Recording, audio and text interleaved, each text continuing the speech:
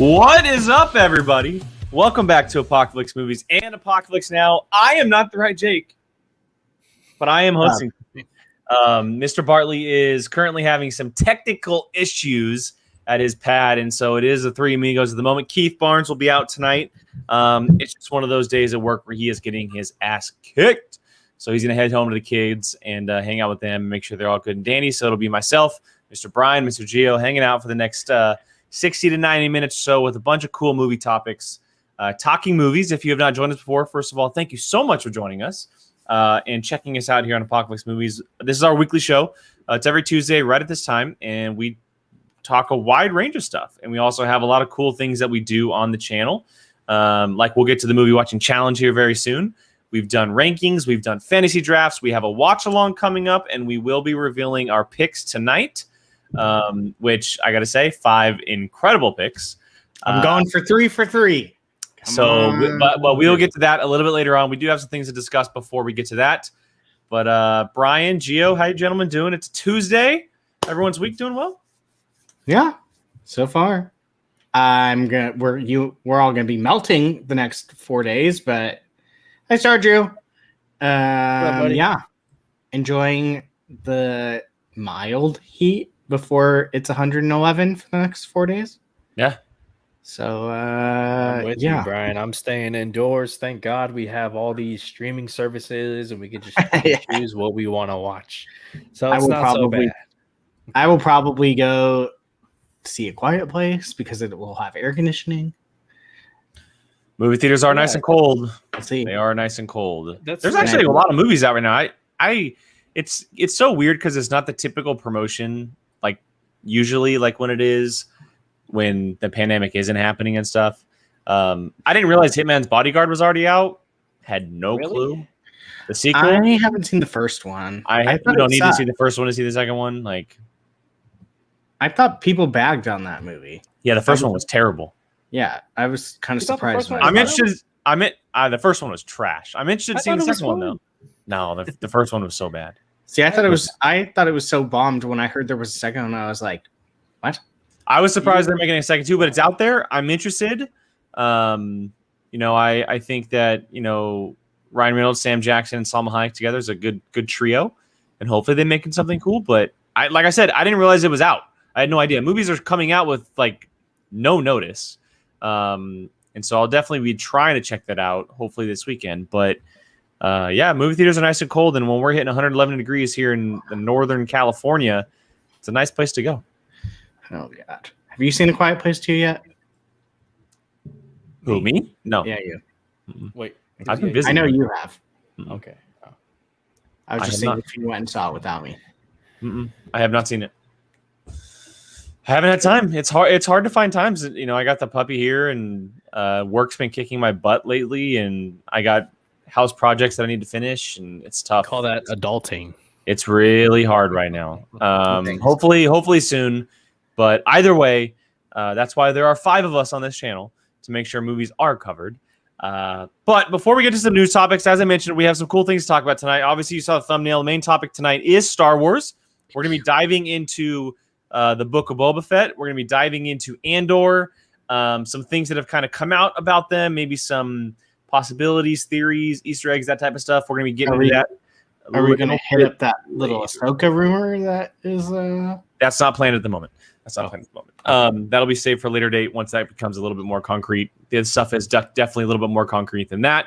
That'll be a little bit later on in the show. And we're going to be talking about Gunpowder Milkshake, the coolest movie name this year. Gunpowder Milkshake, the trailer came out, and we're going to be discussing that a little bit. And then I might cover Conjuring 3 in a little bit. I'm the only one who has seen it. Jacob was supposed to be here with me to review it, but he is not here, so I might X-nay that to leave a little bit more time for Star Wars. But before all of that, we do a little thing here called Movie Watching Challenge, and we're going to get to that right now. So if you have not joined us before, what the Movie Watching Challenge here is, it's very simple. It's exactly what it is. We challenge each other to watch movies. Obviously, not every movie fan ever has seen every single film that's ever came out. And most of the time, our what we like as movie fans are a lot different than other people. And so we want to challenge each other to watch movies that maybe we would never even touch, that get ourselves out of our comfort zone. And this past week, the challenge was sent to one Brian Avalosino, and he chose a poll. Oh, yeah. He chose a poll for the viewers to vote, and the 90s action thriller hit, if you will, led by Keanu Reeves and Sandra Bullock, Speed, won the poll by over 40%. And so Brian checked that out over the past weekend. He's going to be taking the time right now to review it with spoilers. So if you have not seen Speed, you have been warned, but it's been out for a very long time. So Brian, the floor is yours. Holy 90s movie, Batman. Movie rocks. You know, there was a lot going on in this movie. Like, a lot. People's heads were falling off, and like it was trains were coming out of the ground, and buses were exploding. Did someone get decapitated in the film? Yeah, the bad guy. I haven't seen it in a while, so yeah, it's been 10 years at least. I love the movie. I think it's one of the coolest action movies ever.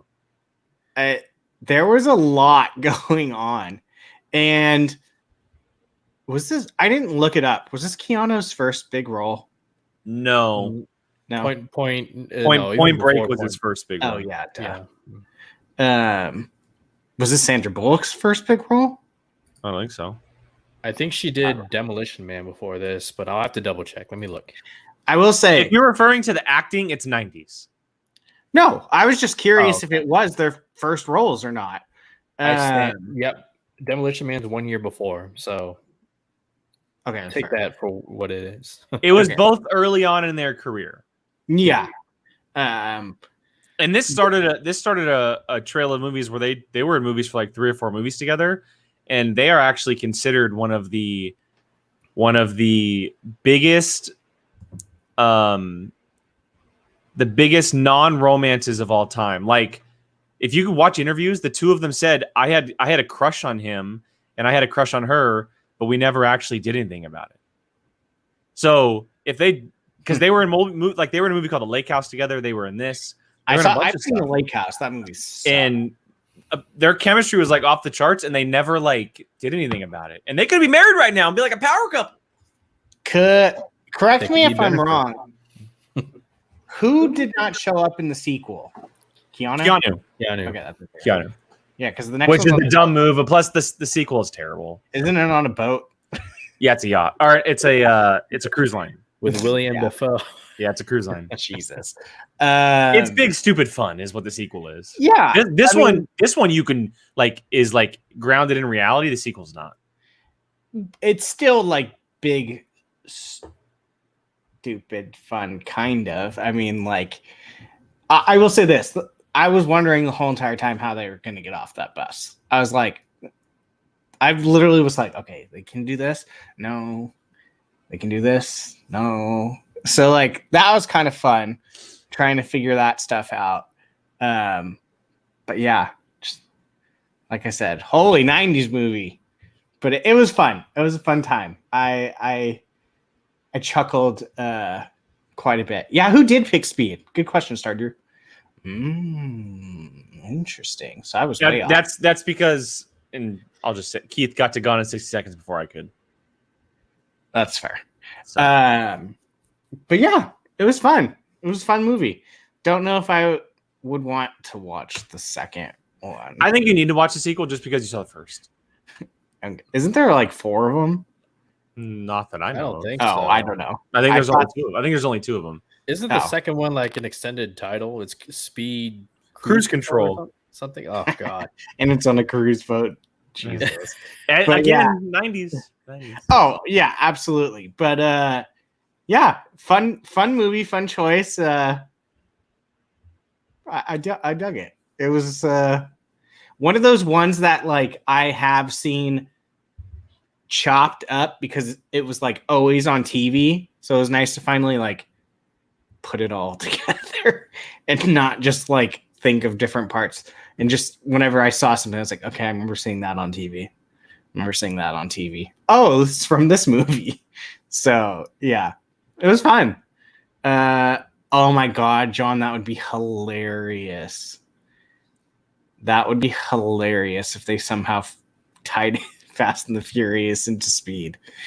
But yeah, dug it. Good choice. Hey, to John Pierce's comment, there's a rumor about Keanu Reeves possibly being in Fast 10 or 11. They said that's been going for years, I feel like. Well, just a reminder, okay? I mean, I'm fine with it. I think he'd be kind of good in that franchise, but you think he's the voice in Hobbs and Shaw? Maybe. That's what a lot of people think it is, that he may be the overarching villain of the Hobbs and Shaw franchise. Fair. Yeah. Which could be interesting. Well, there you go, Brian. Okay, Brian. How about this? I'll throw a curveball at you. If this movie came out today and you just watched it, would you tell viewers to see it, save it, or skip it? Nowadays, or when it came out? No. Say this. You're back in the '90s watching it for the first. Oh, I'd say see it. Okay. I mean, it's an action movie. Okay.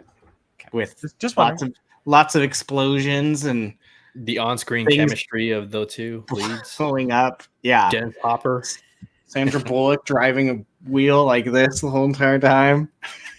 So, yeah, no, I would say see it.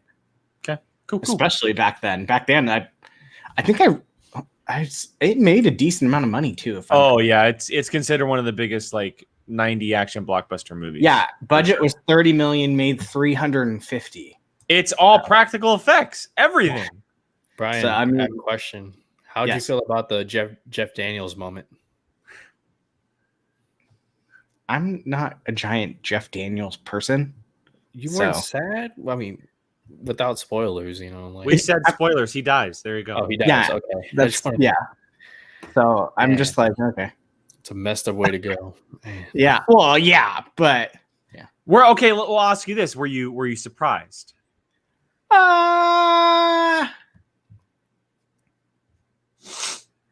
mean, there was so much happening that I felt like every twist you could possibly imagine was gonna happen. So did I expect it? I'll say no. Am I surprised by it? No. So I don't know if that answers fair enough. No, that's good. That's plenty of an answer. All right. So the next portion of the movie watching challenge, which we do every week here at Apocaflix Movies, the person who is challenged sends out a challenge.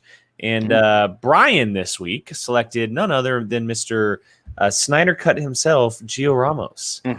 So Gio was selected this week. And so the four of us, myself, Brian, Jacob, and Keith, all picked a movie. So we have 4 movies waiting in the block. But before we get to those movies, Gio, you have to decide. Your destiny lies in the hands of either a voter's poll or a number. Well, I think now is a good time to finally start taking control of my life. So I'm gonna choose this time. Oh, I can't do it, Jay. So you're going with a number. You're going with no, Brian. That's fine. That's fine. I got him right here, so it's not a big deal. I just need to pull up the text thread. Okay. All right. So 1 through 4, Gio. What to pick? Let's go with 3. Okay. Your movie is. I mean, let's go. No. So Brian, just for and Jacob and Keith watching, I went in the order that it is in our text thread.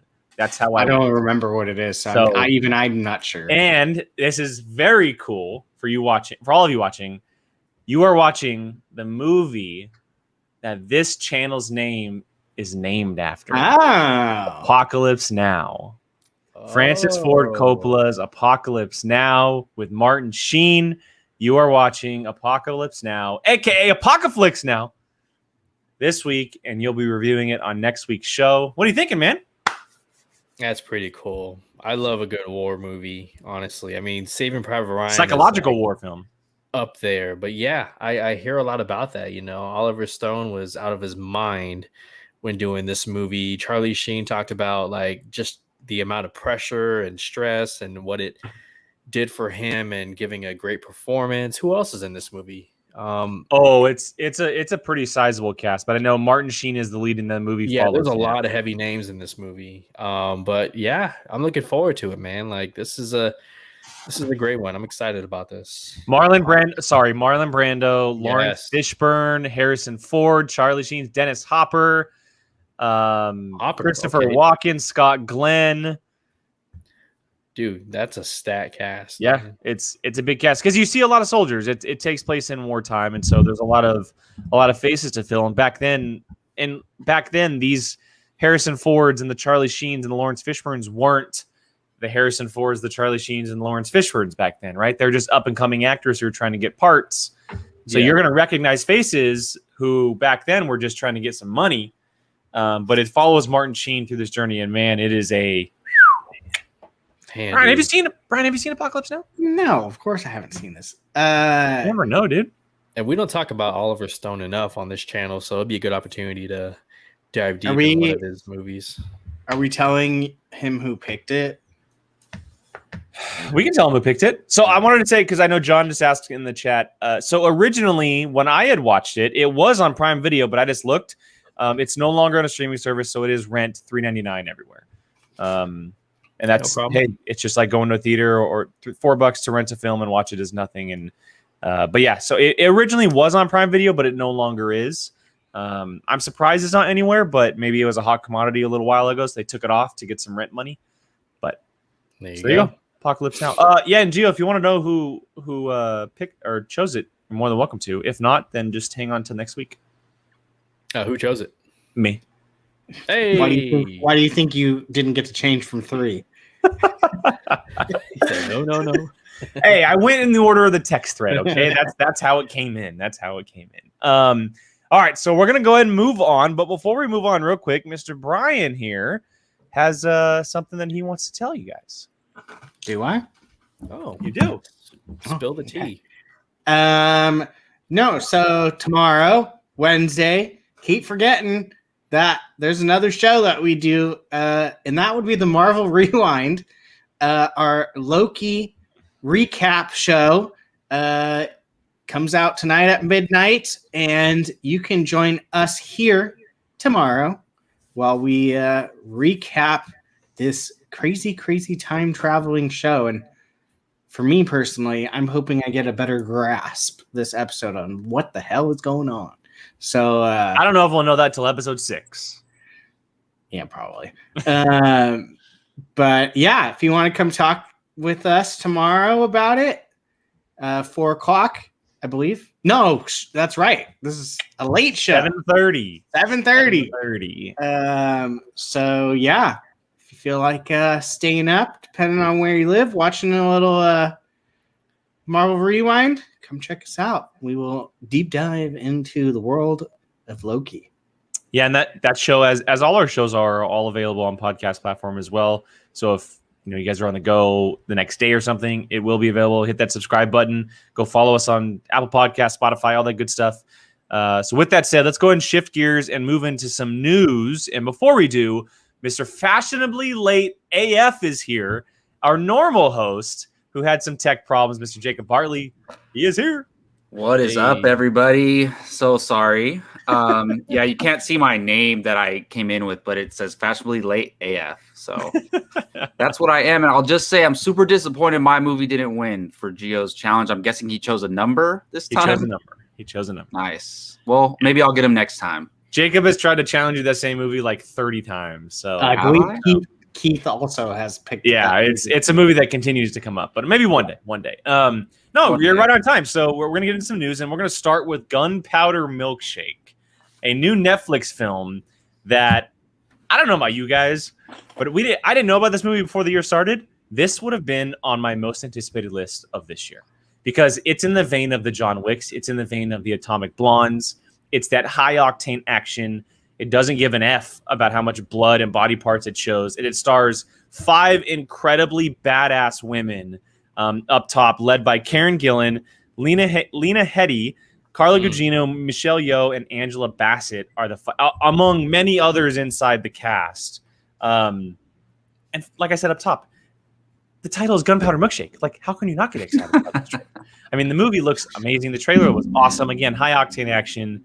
I loved it. I don't know about you guys. Brian, I'll let you start with this one off. What are you thinking about Gunpowder Milkshake? I have a feeling this is going to be a case that I'm not like crazy, like, oh my God, I can't wait to see this. I think the name is kind of throwing me off, but I have a feeling after I watch it, I'm going to be like, holy crap, that was awesome. So, yeah, there's a lot of times where these movies, like, they have a weird name and it kind of, for me, like, throws me off, but then I end up liking it. Like, you just saw it, Brian. Gunpowder Milkshake, literally. No, I know. And so, yeah. And this is only on Netflix, right? It's not doing theater? Or no, they announced today they're releasing it in theater on July 14th. Okay, see, now I think I would like it better. I am doing whatever I can to see this movie in a movie theater. Yeah, so hopefully we could see it around us because... That's a Wednesday, by the way, too, which is a weird date. That's a Wednesday. Yeah. Well, hopefully it's in a theater around here because that way it will have my like 100% full undivided attention, because I have a feeling if I'm at home, I'll be distracted by stuff watching this type of movie. So yeah, and I'm sure it looks way better in a movie theater. Gio? Yeah, I kind of echo what Brian says. I was a little thrown off by the trailer, and to your point, I didn't know this movie was happening, but here we are, and you nailed it when you said John Wick, Atomic Blonde. Karen Gillan, she is a proven star. I mean, she could definitely do action. We saw her kick ass in Jumanji, Welcome to the Jungle, and of course Nebula in the MCU. This one has there's some heavy names on here, okay, and especially Paul Giamatti. It's good to see him back as well. Yeah, my hope is that I have no doubts. I'm looking forward to this. My hope is that they give us some characters. They don't just entirely lean on the John Wick or the Atomic Blonde, the stuff that you've seen. I want to have interesting characters, and I want to see hopefully a world building, because it looks like like we saw something familiar in this trailer where all of them are looking at their phones and like I guess they're all assassins and whatnot. You could easily have your female John Wick right there. There you go. The only thing you have to do is just give us characters that we care about. That's one thing to make them look cool and have them say one-liners, but it's the characters when it comes down to it. That's what we love. That's what we loved about John Wick. He wasn't just Keanu Reeves kicking ass. He was a man who lost his wife, lost his dog, and just he had this reputation, and the movie's built on it. So I want to see the same from Gunpowder Milkshake, except in their own style. Netflix is kicking ass right now. I love that. This is why they're the king of the streaming world. They just spend big money and they jump on any properties, any franchises that they can. It doesn't always work out. Let's say it always works out. It doesn't. But this one looks like it could be a hit. And I'm with you. We'll be there to see it in theaters. And Jacob. I just watched this trailer as I was trying to get my internet back on. Thankfully, our phones still work with our mobile networks while our internet's down. But this movie looks absolutely incredible. And look, we've been getting a lot of these assassin-based movies where there's these organizations of assassins, and not all of them are great, but there's been a lot of good ones. And obviously, John Wick has probably brought these movies to the forefront recently, but this one catches my eye in particular because of the cast. Like, Karen Gillan is amazing. Lena Headey as her mom, and they're just like, I don't think we've seen one where mother and daughter are kicking ass together, which is pretty cool. And just the rest of the supporting cast is incredible. I love Carla Gugino. Like, so do I freaking love her. She's like one of my Hollywood crushes as well. So Who is it? Thank you, Brian. But but this looks so cool. And to me, it's like, yes, and I love that Gio brought up make us care about these characters. And I think they set it up pretty well with the daughter and the long lost mother and all that. So hopefully they deliver on that. But also, I want to see some cool stuff that I haven't seen before. And I think they're in a bowling alley. It looks like fighting. Yeah. So that looks pretty cool. So as long I mean, as old school diner too, with like yeah. Oh, absolutely. It all looks awesome. So, and to me, a lot of these assassin-based action movies recently, they focus on one character. Like it's about John Wick or Charlize Theron's character in Atomic Blonde or Bob Odenkirk in Nobody. But this seems like it's more of an ensemble. It's not just about Karen Gilling's character. So I'm looking forward to it for sure. Yeah, I love the idea of like you said, the long lost mother factor, and that it is Lena Headey. I think that's really cool. I think personally that we don't see enough of her. I agree. Obviously, she was on Game of Thrones for a very long time as Cersei, and that obviously takes a very large precedence when it comes to filming stuff.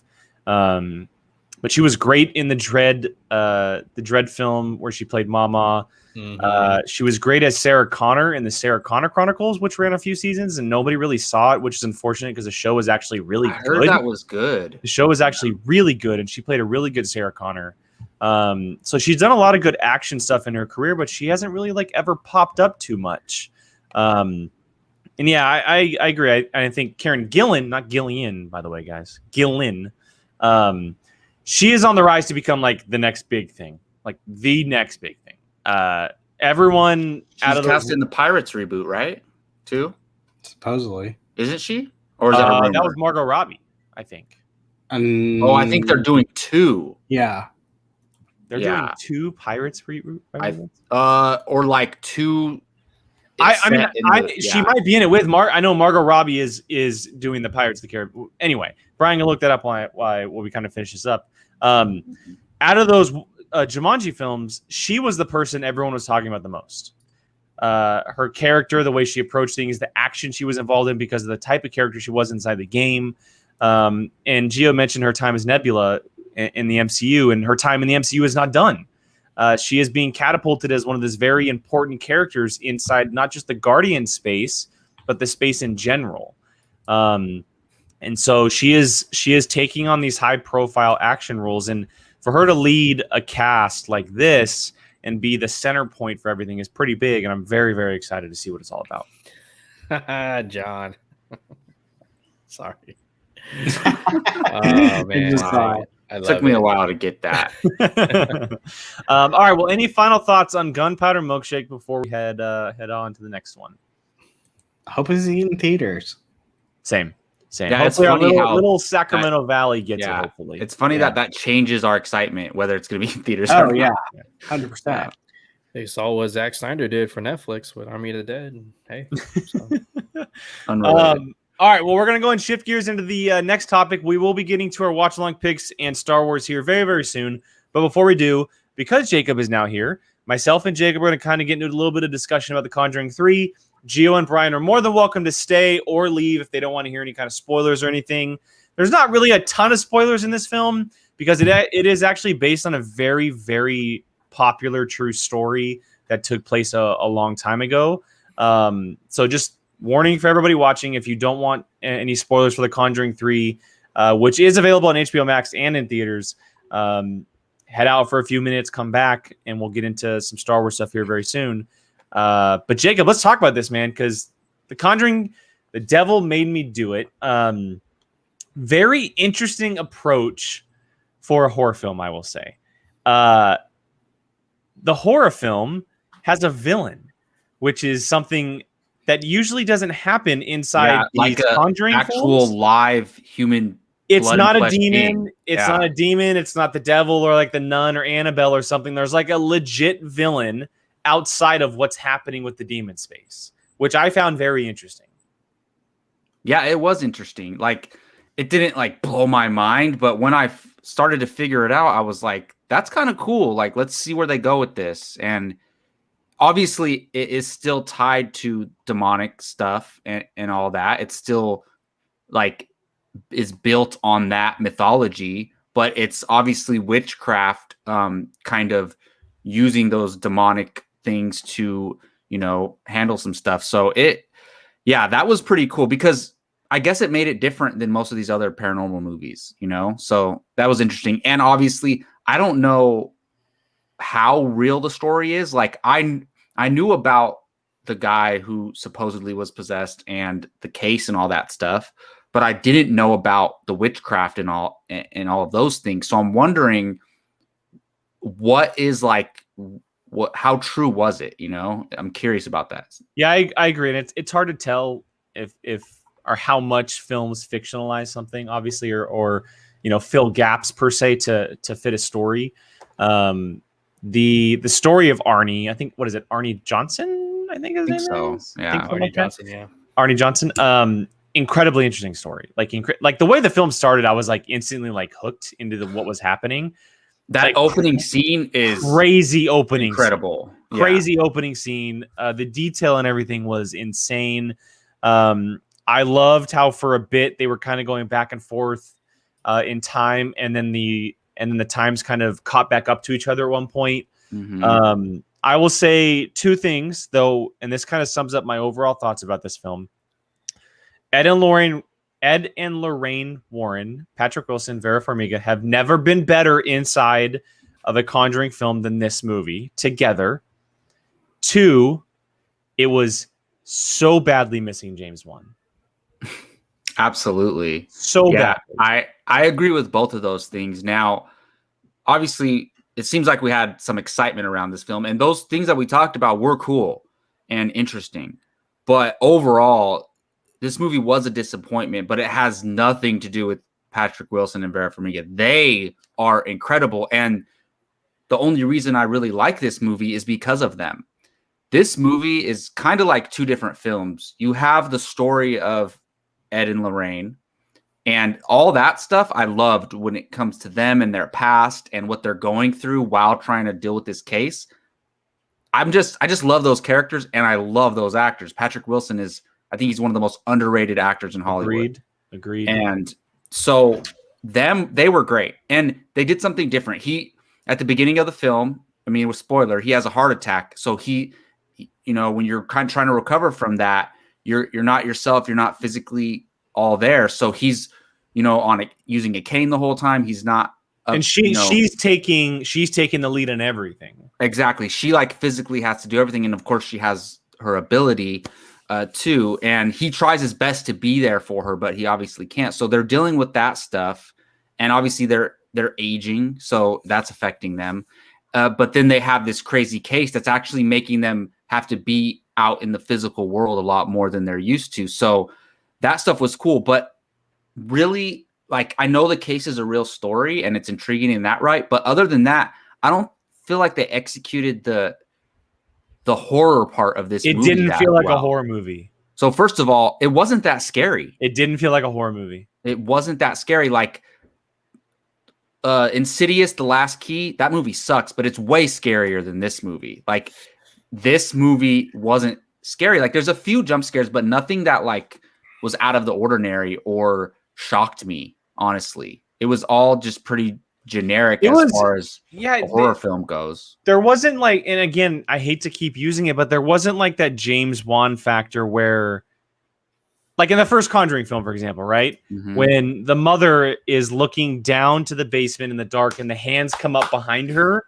there wasn't a moment like that. There's not a moment. Like, everything is kind of like right in front of your face in the film. And like, and this is a spoiler thing, but when they're in the morgue with the bodies. Oh, yeah. And there could have been such a cool way for them to pull a horror moment with the body that ended up waking up. Oh, but yeah. Instead, the camera just lingered on the body. It just sat there. And I never got like the chills or any kind of scare or moment from it like I would have if someone like James Wan had directed it. And it's nothing against the director, but these movies need something like that. They've been built up to that so far. Yeah, so this director, he directed that La Llorona movie, the horror movie that came out a couple years ago. And I don't think, I didn't see it, but it wasn't really received that well. But so he was the director. And so if you think about the first two Conjuring movies, the first one is amazing. I think it's arguably the best horror movie ever made, in my opinion, the first Conjuring. The second one's pretty good, not as good. But what did they both do? They both introduced elements that then got spin-offs because they were so popular and everybody loved them. Annabelle, The Nun. And then we've got spin-offs from those. There's like, how many films are there in the Conjuring universe? Like 7 or 8, right? Mm-hmm. So this movie, I don't think it's going to have any type of pop culture impact like that at all, in my opinion. I agree. And like you said, Jake, that moment in the morgue could have been very scary, but it wasn't, to be honest. And the scariest thing about this movie is, I don't know if you caught this, Jake, you obviously did, is the cut scenes where it would go completely pitch black dark. I'm wondering in the movie theater if that would have played a lot better. I had a hard time seeing some things because I wasn't on a movie screen, because it was a very dark film. Yeah. So, and then when it would transition scenes, sometimes it would go like pitch black and you couldn't really see anything. And I think that was an editing choice, like to make it more scary. And I think that would have been scarier in the movie theater for sure. But overall, like, it is a disappointment for me because I love this franchise and I was looking forward to it. But like you said, Jake, the main characters were great and that's what we care about. So like, even if they do a fourth one with these characters, I'll watch it just for them. So real quick before I ask the big question here, Arnie, the character who the story is focused on outside of Ed and Lorraine Warren, true story. What happened was, in the story, is the movie is about the first time ever in the U.S. that in a court they claim that the crime happened because he was possessed by a demon. Yes. And it had happened overseas before, never in the United States. And the whole just court side of everything, the lawyers and everything are like, you're an idiot for trying to do this. And so Ed and Lorraine are trying to now prove this. And if it doesn't happen, Arnie's life, they're already going for the death penalty is what's happening. You fast forward through everything. He officially gets the first time ever that he pleads not guilty because he was possessed by a demon. He gets manslaughter, served 5 years. He marries his girlfriend in prison, and they're living today happily where they are. He is alive, out of prison, no demon things, anything like that. Again, talking about what we talked about earlier, don't know how much all of that is true. But as far as his case goes, he served 5 years for what happened, and he was gone. Yeah, and that's all true. They showed that at the end of the movie, and they had a real recording at the end of the film, guys. That was terrifying. Scary. Yeah, terrifying. It makes that might have been the scariest part of the movie. A recording of what? Like, so the opening. It's a recording, the real life recording of the opening scene of the film. Because Ed and Lorraine, they record everything. Basically, they were trying to do an exorcism on the little boy. And it was the real life tapes, and you hear this boy's voice go from 8-year-old to full-blown demon within seconds. If you just want to watch that, like, I'm getting chills thinking about it, just fast forward to the credits. Yeah, you're right, Jake. That was the scariest part because we were like, oh, it's over. And then that started playing, and we just sat there. It was the creepiest part of the movie for me. It was legitimate because that's like real life stuff right there. Yeah, and as far as like the witch who was performing witchcraft and stuff, they showed the real life version of her, so she played a role in it somehow. So it's kind of creepy, to be honest. I also saw that coming from a million miles away that was his daughter. A million. Oh, that part. Million miles away. So. Yeah. So it was cool. Like, it was an interesting. I liked the idea of, it's not just a demon from hell trying to possess somebody, that it's a real life person trying to make these things happen. Like she had to basically possess someone, have them kill somebody, and then have them kill themselves. And she had to do that in order to save her own soul. And she's performing witchcraft to do this. I will say, Jake, pretty cool death scene for her. Like the way that the bodies moved in like the exorcisms and the way that that might actually be the creepiest part, because hearing like bones cracking and body limbs going in. Love that stuff. Oh, that is she failed in doing that, obviously, and because she's supposed to give a soul to hell to a demon, and they took her soul instead. And the way she dies was pretty cool. And it was herself who took her soul. Oh yeah. The demon became her, and she came face to face with herself, and it killed her. Yeah. It had its ups. It's not a total like terrible movie. Well, I wanted to ask: see it, Yeah. save it, or skip it? So, like, I definitely. It depends. If you're a horror fan and you enjoy going to the movie theaters, I think you'll have a good time. But if this was only in theaters, I would say save it. Ooh, okay. Yeah. I'd say see it.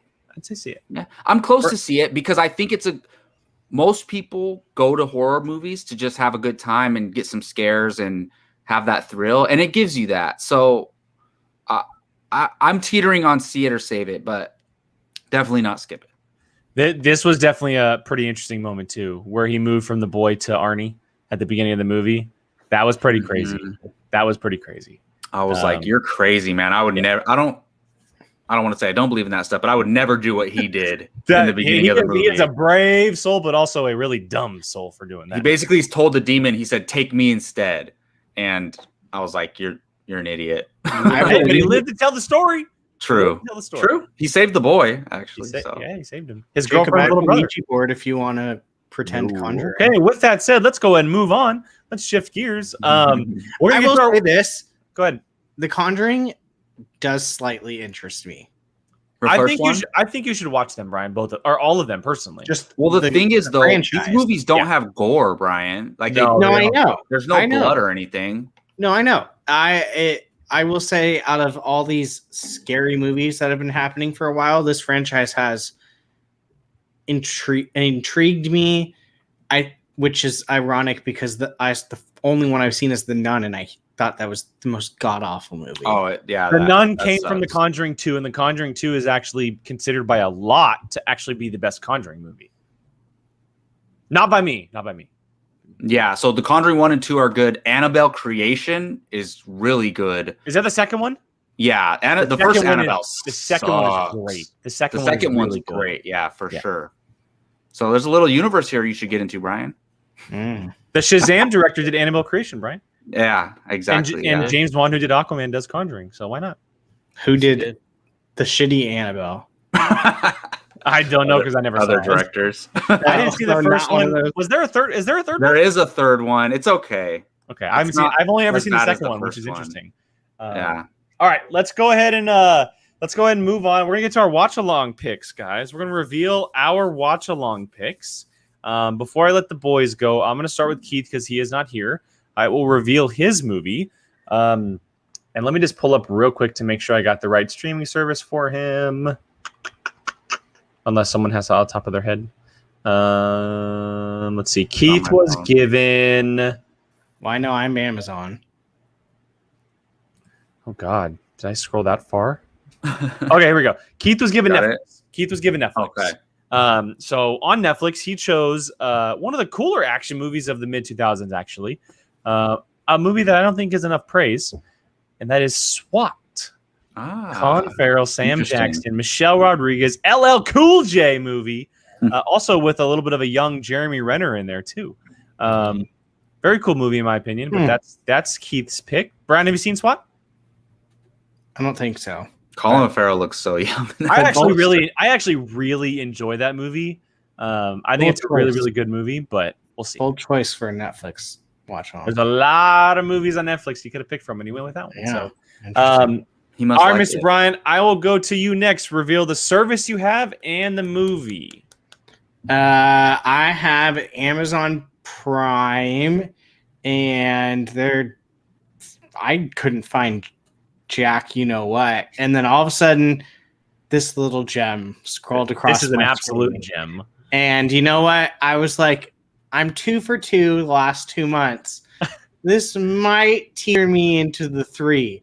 And that would be the hilarious Tropic Thunder. Oh my goodness. So let's hope that wow. I can make this 3 for 3, because if we get this, we are going to be laughing our pants off.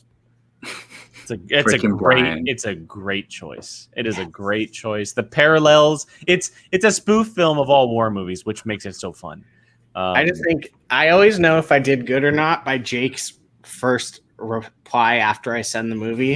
If I don't hear anything, I know it was a crap pick. If I get like nice or perfect, then I'm like, all right, and I got perfect. So mine was a crap pick. Then I see. That's not true, Jacob. Yours is. I think yours is my favorite pick of the bunch, personally. Oh, but I'm gonna go to Mr. Gio Ramos. Reveal the service you got and the movie, which is not a surprise at all. Oh, you gave him this one. The service I got was HBO Max. Oh my! I thought we banned Gio from HBO Max. Oh my goodness! The epic movie of the year. Okay, dare I say the decade? But the decade just started. Okay, Mortal Kombat. You want a hint? Look at my wall. Look at my shirt. We're gonna sit for 4 hours. Zack Snyder's Justice League. You're gonna get to watch it with me. I mean us. And we are going to bathe in the glory that is the unfiltered, the unmeddled with by Warner Brothers version of Justice League. And it could be epic if you just simply vote for it. So, hey, let's have a great time. Interesting. Look, I am all for that movie. I like it a lot, but are we really going to sit for 4 hours? It's probably going to win because the viewers want to torture us. Afraid of all the whining. Hold on a second. Are we going to stay up till 11 to watch this? Is all I'm wondering, because it's probably going to win because the viewers are going to do that to us. I mean, we can start it at Rachel. Hello, welcome back. We can start it at 4:30. And then I'll just be the one on, and you guys just jump in whenever. And honestly, it's nothing against the movie, nothing against your pick, but we'll have to figure that out if it wins. You've been that way since day one, man. All I had to say. We're not. Wait a second. We're not fighting against the movie. Why are you turning it into an us versus you thing? I'm the only one saying anything. Every time it's always I'm the 3 only on one saying 1, 4 on 1. They're not even saying anything. What the hell? I said hi to Rachel. I didn't say a single word. If Kevin Feige tomorrow came out with a movie that combined Infinity War and Endgame into like one feature film, I wouldn't do a watch along of it. Nobody. Huh? I mean, we've had. I wouldn't do a watch along of a 4 to 6 hour movie. I'm sorry. Like, I'll put it this way: if one of you guys chose Endgame, I would be asking the same exact question because it's 3 hours. So we have to stick to the 2 hour man. No, we don't have to. Not at all. Look, if we're all deciding as a group if that wins, we're doing a 4 hour stream. I'll do it. No problem. So, and this is a good point. This is no going to your Snyder Cut fans. So I can't tweet out the poll. You put it on a Snyder Cut board last time. Say, hey, go vote so this wins. Oh my goodness! That's not promoting the channel. Can we find a Tropic Thunder board or a SWAT board? Yeah. Good. If you can find a SWAT board, then go for it. There's definitely no rig in the system on this one, or else it's off the board. I'll make the call now. There's no rig in the system. SWAT, and I'm not lying about this. David Ayer wrote the script. Zack Snyder was his pick to direct it, but because the studio didn't want an R-rated SWAT, another director was chosen for. But doesn't take away from the movie. Wow, that's interesting. Well, with all that said, Mr. Bartley, you are up next. I'm sorry I caused all that trouble. Well, hopefully my movie has a fighting chance. I got Hulu. I was assigned Hulu, and Hulu has a mixed, sometimes they have great movies on there, sometimes not, but luckily they have the brilliant Kick-Ass on Hulu, and simply this movie kicks ass. So that's why you guys should vote for it. But also, it is the most recent greatest performance by Nicolas Cage as Big Daddy. He is incredible in this movie. It's so much fun. If you haven't seen it, it's one of the most underrated comic book movies, and I guess underappreciated comic book movies ever made, in my opinion. So we should definitely watch Kick-Ass, in my opinion. And I haven't seen it in a while. I watched the Snyder Cut like 3 times recently, so I've never seen it, so I want to see Kick-Ass. Kick-Ass would be a great choice, and like I said, it might be my favorite of all the choices. I'm curious to hear Jake's now. We'll see. Yeah, so I was given Disney Plus, and Disney Plus can be hard sometimes, and I was given. I gave myself, and it's tough to pick just because, and I didn't realize this. They actually rotate movies, which I was not expecting. Yeah, like I would have easily picked Tron Legacy, but Tron's not on Disney Plus anymore. I don't know why. I don't know if they have a certain amount of months they're going to keep it on there. I'm not sure. That's like the only movie I've ever heard get taken off. Yeah, and there's a lot of cool movies like Heavyweights and stuff like that I can go with. But I was like, you know what? I see these other choices, and me personally, I haven't picked an animated film before. And then I started looking around, and I was like, oh my god, it's too perfect.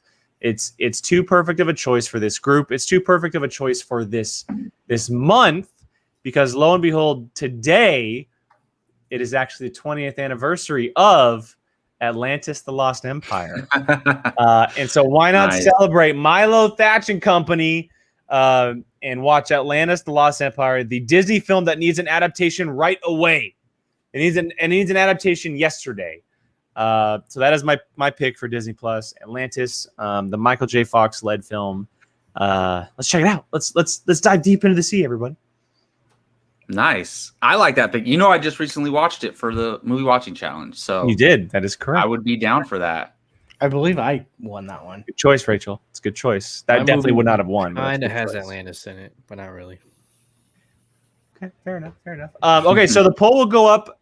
Actually, it'll go up a little bit later on. Because we have, actually Gio picked a number. Never mind. Poll will go up tomorrow for the watch along. And as far as the date that will be happening, it will be taking place on June 29th, Tuesday, June 29th. We will be back here watching one of those 5 films. So again, I'll run through them very quickly. We have Atlantis: The Lost Empire, Kick-Ass, Tropic Thunder, Zack Snyder's Justice League, and SWAT. Those are the 5 choices. Poll will go up tomorrow morning, and you can cast your vote, and we will be watching one of those here in just a few weeks. So we're not allowed to tweet out, right? You can tweet, but don't be hashtagging that way everybody sees everything. That's cheating. I can't hashtag Atlantis: The Lost Empire. I'm sorry. Yeah, because nobody it's just so I can't hey guys, come check out Apocaflix movies. #Restore to Snyderverse. You know what? You know what, Gio? You go for it. I want to see if this movie actually wins or not. You go for it. You go for it. Hey, I propose a 2-night split if it wins.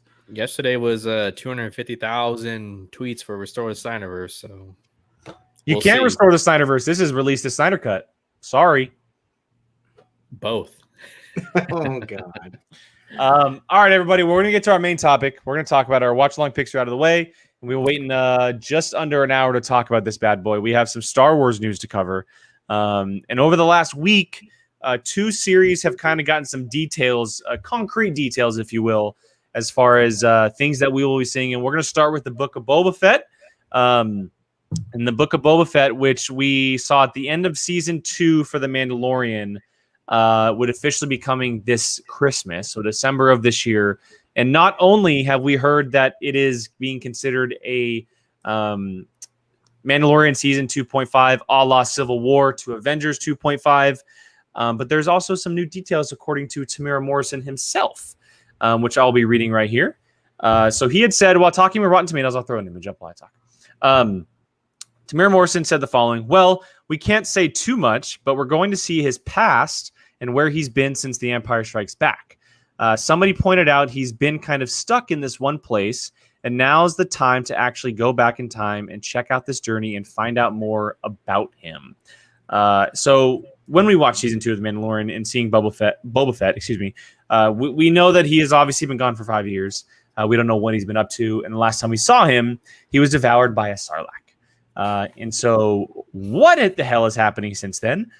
He talked about The Empire Strikes Back, and a lot of people actually took it as the time in between The Empire Strikes Back and Return of the Jedi, where actually he is talking about the time after Return of the Jedi and that time of him escaping the Sarlacc pit and where he goes from that 5 years until we meet him in The Mandalorian. So I kind of want to talk about it, get you guys' thoughts, things that we could see. Do we need to see the Sarlacc pit on screen? That type of stuff. Also, the fact that the Book of Boba Fett has been said to have many cameos by a lot of popular Star Wars characters.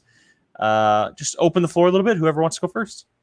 So, just a question for clarification. Oh, I'm sorry. No, I was just going to say, give me bounty hunters. Well, you get one at least. Shut up. Gio, clarification. Go ahead. So these flashbacks are going to happen post him escaping the Scarlet Pit. I would say anything is fair game from the second he swallowed into the Sarlacc pit. Yes. So we get to actually maybe see him escape the Scarlet Pit. We can open that conversation right now. I think that needs to happen on screen. Oh, I think we need to see it. It can't be just like a story he's telling. We need to actually see it happen. Well, he says we're going to see where he's been since the Empire Strikes Back. So we could see stuff prior to the Sarlacc Pit. Oh, and yeah, we absolutely. Could see the Sarlacc Pit, too. Absolutely. Yeah. But, and I didn't say this up top, but the only reason why I would say that might not happen, and this just comes with the whole canon thing, they're actually covering that exact thing in comics right now. Are they? Okay. They're telling those stories in the comics, and so it would definitely be strange for them to basically tell that on screen with it going on in the comics too. We could still get a scene or two, like something they don't show in the comics. Or maybe him talking about a moment that we saw in the comics. Yeah, like that. For sure. Yeah. Give me the bounty hunters. So, Gio, is that something you want to see? Is him escaping the Sarlacc Pit? Well, yeah, because I've seen concept art of it, or not concept art, fan art, excuse me, of his escape, and him holding a blade and just cutting his way through. I think that'd be cool. But is there any chance that we could see him interact with a clone? Would any clones be left, like Rex? Well, we don't know, and I got to bring up this comment real quick, just from Brian Ward, who did all our graphics here on Apocaflix, and my T-shirt that I wear. Brian, do we know that Sarlaccs actually poop? Do we know? I mean, there's that book, Everyone Poops. But does that imply a Sarlacc as well? It's an interesting question. Might have to break that down at some point. Anyway, Gio, so to answer your question, the only clone that we know of in canon at the moment is Rex. He's the only one. And it was implied that he was fighting at Endor with the rebellion, etc. Outside of that, we're not sure. It would be interesting though, because he obviously is a clone himself. But as we saw in Mando, he's also pretty deformed at this point. And at that point, his scars wouldn't have healed, so he'd probably even be more messed up. Okay. That would be cool though. Like, it's possible they're both alive at the same time. Like, we don't know what happened to Rex, obviously. So it could be in a flashback or in modern day. Like, it could be. I just think it would probably be a missed opportunity. I need Forlon. I need Zuckuss. I need Dengar. IG-88. Bosk has already been confirmed. Give me those 5. You can do whatever the hell you want. Yeah, but I'm curious about IG-88. Like, how do they make him different from IG-11? I guess just personality-wise, and he wouldn't have the personality. He'd be a straight droid. Yeah. That's how he was in the old school Legend stuff. That's exactly how he was. Honestly, if I had to pick one, I would want Bosk. Yes, Bosk is the popular out of the 5. But I also really want to see Dengar. I do too. I really want to see Dengar. I do too. Dengar's the one that has the wrapping over his eyes and his head. Very tall character. But Bosk is the popular choice. He's been in Clone Wars. He's been in a lot of stuff. He was obviously a mainstay in the Battlefront series as a character. We've never really seen Trandoshans that much. We saw in Mando season 1. Yeah, but like I'm them animated, and that's it basically. Yeah, Empire, obviously, but like full-on conversations and doing stuff, and I want to see that so bad. I agree, and we don't know what their relationship is like at this point. What Boba and Bosk is like. They ran with each other for a long time, but being bounty hunters, stuff happens. They kind of go out on their own a little bit sometimes, and there's definitely a possibility that it could be a rough relationship. One thing I did want to ask, though, and Gio, I don't know if you'll know this or not, but could we possibly see a live-action version of him and Cad Bane go at it? Oh, God, that's another one. I know what Cad Bane looks like. I don't know what he is like. A bounty hunter. He's just He's a bounty an hunter. assassin, right? He's a blue bounty hunter with a hat, with a cowboy hat. Yeah, kind of looks like Bane with a hat. He's a badass. I was thinking. Go ahead, Gio. Go ahead. No, I was just like my mind was out there. Like, what are the chances we see some sort of interaction between him and Han Solo and Alden Ehrenreich or something? You know, like. But that's just wishful thinking. Like I'm talking out my ass because I don't really know too much of this era. But I mean, hey, if you have the opportunity there, you know, like. Well, I will say this time period, the five years after Return of the Jedi, is very untouched. It is very, very untouched with characters like Boba and Bosk and Han. It's just like word of mouth stuff of what they've been doing. So there's a lot of free reign, and like they said, expect to see a lot of characters. There's a possibility we see a lot of people. A lot of people in this series, especially if it's being considered a 2.5, and they're on Tatooine, will probably get Cobb Vanth, I would imagine. Oh, I that to me is the most obvious one because he's said in Mandalorian that he's like trying to make it better. And I that actually relationship think would be interesting. it was set up in Mandalorian purposefully so they can meet again in Book of Boba Fett. They're going to be like it, two rival. It just makes sense. Yeah. The only thing that makes me think about the bounty hunter stuff is just how much they're doing the comics right now and how that's such a big thing right now that I don't know if it'll affect it playing out in the TV show. Or maybe the comics are going to setting up something for the future. So they won't touch it in Mando.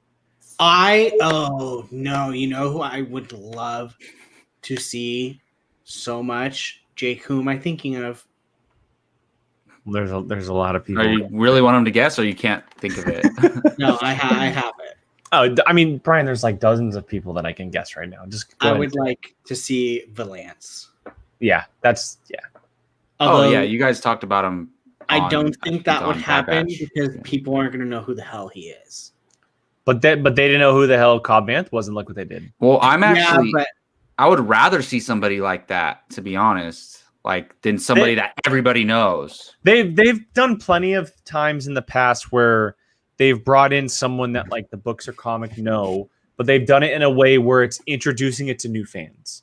They could easily do that with Valance. Easily. And their history, whoo.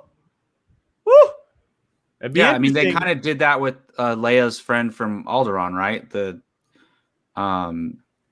She's in Rogue, or not in Rogue One. She's in The Last Jedi. Holdo. Oh, Yeah. yeah. Good call. Yeah, they kind of did that with her too. But yeah, I think anything's fair game, to be honest. Like I know some fans are like, oh, I don't want to see everything explained. I don't need to see all the but there's certain things that it's not about like explaining everything to us. It's just like giving fans like cool stuff that they can see. Like that, I'm all about that. Like if you can deliver like a special moment, like the Luke Skywalker one at the end of Mando season 2, like nothing will probably top that. But I'm just saying, you know, if you bring in a Han into one scene or something like that, like why not? Like it's cool to do stuff like that. And even I'm not saying that specifically, but I would love to see like if it's him escaping the Sarlacc pit or him doing something that we've heard of but we've never seen. Agreed. Like I'm down for that. And that's why I brought up the Cad Bane situation, because we saw the unedited version of that. Could it be told in live action like a flashback? Exactly. And the great thing about this is we know during the original trilogy era, he was always in his suit and always had his helmet on. So you don't take it off. Do a flashback with just a stunt guy in the suit and have Tamara Morrison voice him. Yep. Boom. There's no like de-aging or anything. You don't have to even touch it. So it's perfect. Like it's not too expensive. It works out. So I wanted to bring up something that could be interesting, because we know that. So at the end of Mando, we saw Boba and Fennec Shand essentially wipe out what was left of Jabba's gang and take over the Hutt cartel, essentially is what they were doing. Right. And that could be a form of waging war up against other crime syndicates. What if this is? I just saw that last comment. What if this is a possibility? I always forget her name is spelled that way. But what if this is a way that you bring back in something like Crimson Dawn? I would love that. They would have to age her. But that's easy. That's I know. easy. I'm just saying they would have to age her. They could do that with makeup and prosthetics. I would love to be honest. The crime syndicate I would love to see is the Pikes. I agree. I want to see more Pikes on screen. Man, if she somehow got over Maul, we saw Pikes last time in Solo. Oh, yeah, I know. True. In Solo, but that's that they barely are in it, and they would have to do something with spice. That's the only reason that Pikes get involved is when it has to do with spice, and I don't see Boba leaving Tatooine personally. He's gonna in present day. He's gonna do some shady shit. Of course, and maybe someone comes to hunt him. I think the Trandoshans would be really cool. Obviously, I think Kira would be. It would be such a cool I was gonna say about Kira. Like we talked about this, how somehow Maul falls out of like leadership of Crimson Dawn, right? Somehow, well, he wasn't leading Crimson Dawn though. You're right. Yeah, so. He wasn't still the leader of Crimson Dawn when he died. Like in Rebels, he's clearly like lost it. Yeah. But if Kira somehow got over on Maul, is still leading Crimson Dawn, that would be so cool. I just thought of something awesome and I lost it. And you forgot it. Yeah, I'm so bummed because I knew. So I want to say something, but Jacob hasn't read War of the Bounty Hunters #1, so I can't. It's okay. That will reveal anything. So it's like that moment. You don't want to take that away from me. I don't want to take that away from you. I need to get on this, man. I'm getting your Comixology Even account. I'm on it, bro. Come on. I don't want to take that moment away from you because it could impact things that we are seeing. Okay. So outside of species. And outside of someone like Kira, I remember what I was going to say. Give me, I can never say his last name, his actual name, Black Caranthan, the Wookiee from Dr. Aphra. Yeah. That Dr. Aphra would be badass if she showed up in the book of Boba Fett. They have to bring her into live action. Just period. I've been calling for that for so long. Yeah, and Chloe Bennett's Powerpuff Girls show is not going to work out. She's sitting there waiting for a good show. Are you just predicting that it's not going to work out? Dude, they had to rewrite the whole pilot because they filmed it and it was terrible. Oh, Dude. I didn't know that. Yeah, that thing is done. Toasted. Get Chloe Bennett on this. Get it on. Come on, let's go. Yeah, Black Chrysanthemum, I believe is how you say his name. Yes, it is. Yes. He's a Wookiee bounty hunter. He's an angry. Yeah. Is that the same one that goes after Luke in the comics? Yes. And Obi-Wan has to save him? Yes. Oh, that's cool. Yeah. Same one. I mean, I think a Wookiee bounty hunter on screen would be dope. I mean, look, all the bounty hunters. The bounty hunters are so cool. We're gonna see bounty hunters. I don't know if we're gonna see a lot of them. I think it's definitely gonna be a combination of bounty hunters and crime syndicates. There's gonna be a lot of Hutt cartel people involved because he is taking over the Hutt cartel, and a lot of those people are not gonna fall in line. That's probably what's gonna happen.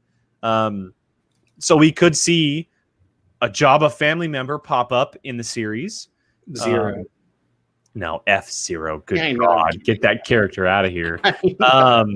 But it leaves open a lot of possibilities. He's on Tatooine. It's post-Return of the Jedi. And he is an ex-bounty hunter who is now taking over a crime syndicate. It could mean a lot of things going forward. And like we said, it's considered Mando Season 2.5, so it's going to have an impact on what's happening. Could we see Din Djarin? Chance of seeing Din Djarin, anybody? The end. Who's possibly Din Djarin's Mandalorian? Jesus Christ! Oh, hey, I'm calling it now. I mean, it's not that crazy of a call, but we're gonna get Fennec Shan in a flashback somehow, whether it's her own flashback or a flashback involving her and Boba Fett when they were younger. I think that would be pretty damn cool. Because I think great choice. Yes, great choice. I think that obviously Boba Fett's the main character, but I think Fennec is gonna be the second main character, and they're gonna put absolutely. I think they're gonna put a lot of character development into her character. I hope so. I hope so. I agree. I want to see. I want to see when Boba got her and stitched her back up. That's Oh, that's right. Well, that would be a flashback technically too. Yeah. Yep. All right, Makes next sense. piece of Star Wars move. We covered Book of Boba Fett. Let's talk a little bit about Andor, guys. Now, Andor is the next new Star Wars series we'll be getting outside of the Book of Boba Fett. It's been in the works for quite a long time. They currently are filming. And although we thought everything was good and dandy as far as cast and stuff like that, oh boy, were we wrong. 2 major players are officially returning to the Star Wars world, and we're going to start with the first one, who is actually confirmed. He's shot scenes already, and that is Forrest Whitaker as Saw Gerrera is coming back in the Andor series. We have to keep in mind when this was this timeline in the Star Wars universe, and I brought these images up as well. These were taken during Star Wars Rebels, so this is kind of similar to what he could look like. This was early on in Star Wars Rebels. And then this was a little bit later on, trying to tie into Rogue One as he's having a conversation with Mon Mothma. Not the cuckoo character we saw in Rogue One. Still very much Saw Gerrera, but he has the hair, etc., that we saw in Rogue One. Let's start with this one before we get to the next one. This is obviously big. We see him in Bad Batch right now, kind of what he's starting. He's starting his own side of things of the rebellion, his own little crew, the partisans. Not to that point yet, but they are getting there. And so he's going to have a tie in a lot of things. I don't know how much, but we know that Stellan Skarsgård, who is in the show from the 4 films, he shot scenes with Forrest Whitaker. And Stellan Skarsgård kind of gets the rebellion feel, like a rebellion leader type of feel from him, which could be interesting. So it could very much be like a Rebels situation where he's having conversations with the Mon Mothmas, with the generals about things, because they are on such opposite sides of the spectrums. What do we think about this? Well, I mean, I guess we all kind of expect it to happen at some point, but now it's happening in Andor. Kind of a big get for this series. All I care about is K2SO. Well, he's not going to be in it. Wait, all you said was K2SO? I said all I care about is K2SO. Well, he's not going to be in season 1, right? He's not going to be at least the big chunk. He might be in towards the end, setting up a future season, but not season 1. I'm very curious to see. This character seems like a character that they kind of really still want to keep using. Well, he was in Bad Batch, Rebels, Clone Wars, Rogue One. He pops up a lot. He's in the books. He's all over the place. And to be honest, I wouldn't be surprised if this character is like one of the main leads of this show. Like, I would maybe one side of Andor, one side of Saw. Yeah, just kind of like I don't want to say like him choosing. Andor's like choosing. Does he want to go for like rebel-ish, or I just had a thought, or psycho? Like part of what if when we first meet him, he's actually in Saw's partisans? Yeah, I wouldn't be surprised. Because remember, in Rogue One, he said, I've done a lot of bad things. Yeah, he's been in this fight since he was like 6. And I've done a lot of bad things in the name of the rebellion. Do they ever interact in Rogue One? I can't remember. A little bit in the cave. When he grabbed Jin, that's it. I'm trying to think. Like, I feel like they would acknowledge each other if they knew each other, but save the dream. But maybe not both. Yeah. When he's in the cage, pretty much is when. That's pretty much it. And yeah, I mean, I love Rogue One, and obviously this is like a Rogue One prequel, basically, is what it is, without Jyn Erso. And I love Rogue One. It's one of the best Star Wars movies ever made. But I think a few of you guys agree with me that like the Forrest Whitaker stuff in Rogue One is not the best part of the movies. Yeah, I didn't like the incarnation of that. I disagree.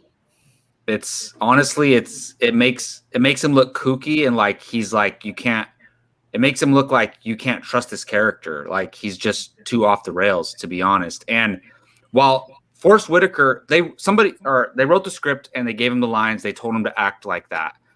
He's giving a great performance, but God, it was just like that reference. My least favorite scenes in the movie, basically. I will say I'm hoping maybe like in that case, that was just maybe like the end of his days, and he had just. Well, that's what I was going towards. What was the image you showed, Jake, where he was like a little bit older, but he's all gray on It's- the hair and the beard. He's talking to Mon Mothma. Where was that again? This is this is in season 4 of Star Wars Rebels.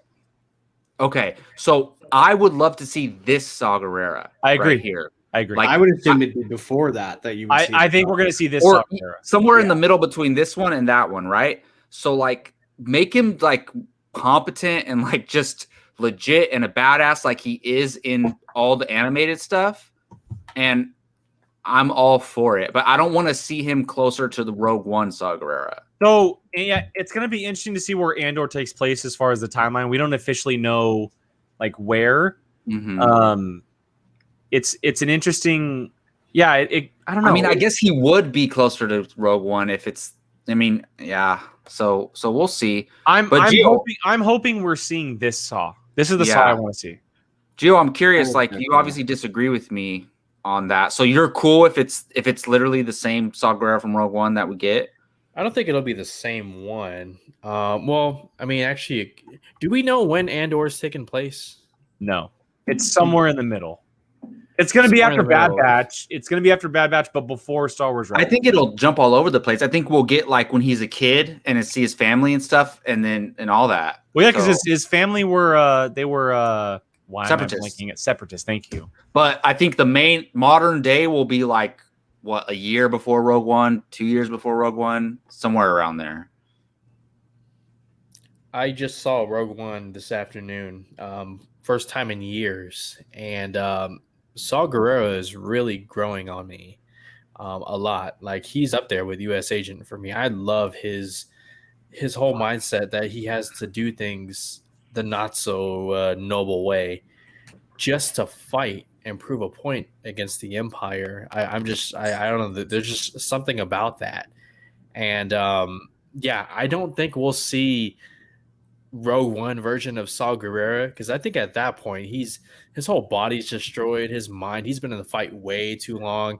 He turned his back on the Rebel Alliance, sort of, and I think it'll be a little bit before that, in which Jacob in Rogue One he wasn't wrong. He was very superstitious. Unknowingly there was a Death Star right above him, so he was right about something. But I could see where I would also want to dial it back a little bit. But I mean, as far as in Andor, I mean, yeah, it would be cool to see him in Saw Gerrera's group right before he broke off and decided this is too extreme. Somebody mentioned, I think it was Star Wars Explained, that Saw Gerrera actually had a mission where he went to a planet near Naboo, and it was supposed to be like a welcoming of the Empire, and he ended up like killing all the citizens and whatnot, which was a little bit extreme. Maybe see Andor in one of those type of missions. I think that would be cool. But I'm still new. I'm still new to the whole thing. I'm just trying to catch up as much as I can. Give me more. I thought it was cool that he was in Bad Batch. So. I'm clinging on to this idea that he is a part of Saw's group when we first see him in the show. I think, and I don't know why it never really crossed my mind, just because he was never officially casted in the show. But now that he is, I'm thinking to myself, the way that Diego Luna was acting in Rogue One, the way the character of Cassian was from the beginning to end, it definitely makes sense. Who is the biggest extremist who was on the side of the rebellion? Saw. He would be able to train Cassian to be a killer, which is what he talked about. He was trained to be a killer. That's Saw, taking no. He's not holding anything back when it comes to anything. Like at the beginning of the film when he kills Tivik. Yes. Like, Tivik was a friend of his, but Tivik wasn't able to. He was hurt and he wasn't able to do anything, and he ends up shooting him. And like that comes from someone like Saw. And I'm really liking this idea of him being I don't know if they're called partisans at this point in the universe when it's in Andor, but him taking orders from Saw would be incredibly interesting. Incredibly interesting. I'm curious though, because how long was it between where Saw left Jin on that planet? Well, I think us three, Jake, Brian, and I we read the novel for the Jyn Erso novel. And I did not read that one. You haven't read it yet? Okay, so I mean, that's not really, he left her. She says it in the movie. Oh, yeah. She's like, why'd you leave me? And so she didn't know Cassian. So like, how did it happen in between then? Probably. But and as we've seen, they deviate from the novel canon sometimes. But I think that would make sense though. Like, as long as it doesn't contradict anything in the movies or the animated shows, like I think it would make sense for Cassian to have been with him and be like, you know what, Saul, like you go too far. Like, I'm not willing to go as far as you go sometimes, so I'm going to join the rebellion. So I could see that. I like that. All right, quickly here, and this isn't officially confirmed, but there are a ton of reports reporting this. The next person joining the Andor series would be Orson Krennic, played by Ben Mendelsohn. Oh, man. He is reportedly joining the series to fit a role. Doesn't say how much. Again, this isn't officially confirmed or reported by anything major. There's a couple major Star Wars sites out there that are kind of running with it right now, which is why I wanted to bring it up. But again, the Empire is in its heyday, and if he has a connection with rebellion and people running amok around the galaxy up against what he's doing, it would definitely make sense that he's fitting. And I obviously would love to see more Krennic. Yeah, I mean, it kind of. Sorry, go ahead. Oh, no, go ahead. I was gonna say it kind of makes sense. Like, I mean, I'm assuming the Death Star is being built at the moment. At some point in this, well, we saw it at the end of the Revenge of the Sith, so definitely. Yeah. So, like, I mean, he is the person in charge of that. So, like, it makes sense, and I would assume that's in some capacity that he would be back.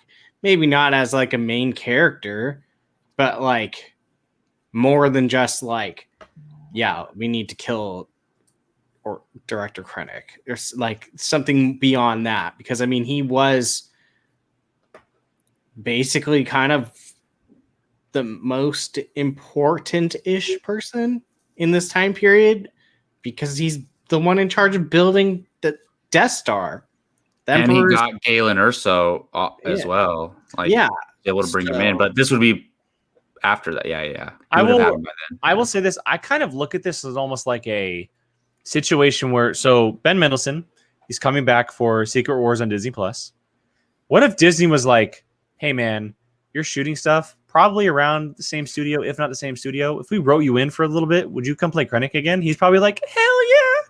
So they probably got him because he's doing a Disney Plus series with Marvel. And it makes sense. Like, I guarantee you he wasn't in the original script. I guarantee you he wasn't in the original script. Yeah. And Tony Gilroy, who did the rewrites for Rogue One, is shepherding this series. He's not directing. There's already been a couple directors announced, but he's actually not directing. He's more of the showrunner. It makes sense that he would write him in, knowing, well, he's going to be here for some Marvel stuff. Let's get Krennic in there for a scene. Let's kind of plant some seeds for future stuff we'll see in Star Wars. Coming off of Rogue One, which was my only exposure to the Krennic character, what I would like to see is, because I felt like in Rogue One he was a director and we were told he was important, but people didn't really treat him important, you know. What's his name? Tarkin. Oh yeah, I was gonna say Tarkin like shits all over Krennic all the time. I'd like to see. What if we saw Callus? Who's that? I would love to see Callus. He'd be a good guy at this time, probably. Though. No, he'd be an Empire. Wait, he's Empire. He hasn't turned till Rebels. I had my time mixed. Yeah, that's very possible. That'd be awesome. It's interesting though, because Star Wars Rebels, Callus is the blonde Empire. It sucks you can't get the voice actor to play him though. I know, David Oyelowo. It wouldn't work. Man. Yeah, that'd be amazing. Yeah, it would, but Callus would be a great thing. I just love that character, so I'd be down. I'd be so down. Me too. But as far as Krennic goes, over time I've grown to really appreciate Krennic, and I'm not gonna lie, a lot of it comes from the Catalyst novel, the novel leading up to Rogue One, because you got a lot of him and Orson. Him and Galen, as they were like best friends working together.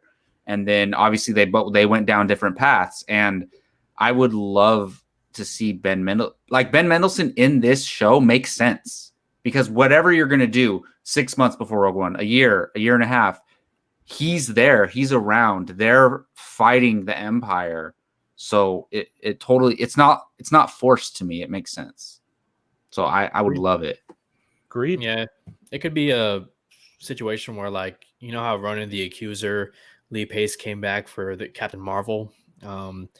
It could be something along the lines of that, where his presence is definitely felt. He'll pop in via hologram, maybe a couple episodes, and maybe make an appearance, 2-3 episodes.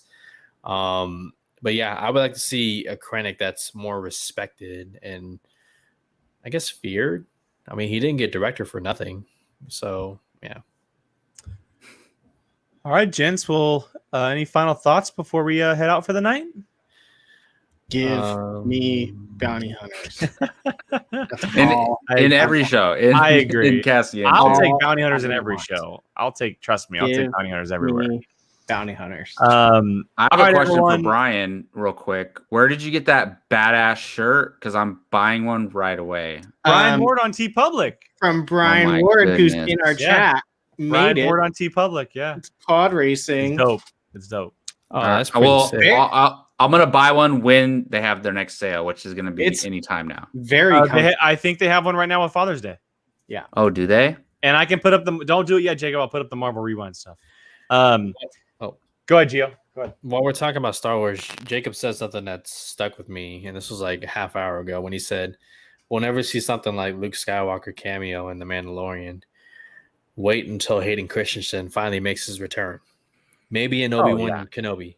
In Kenobi. Well, wait, Gio, that's confirmed. Officially in Obi-Wan Kenobi. Yeah. He's like the second lead. He's like the second. What? Hayden Christensen is. Look it up, man. You're like months behind, bro. No, I think Gio knows this. He just forgot.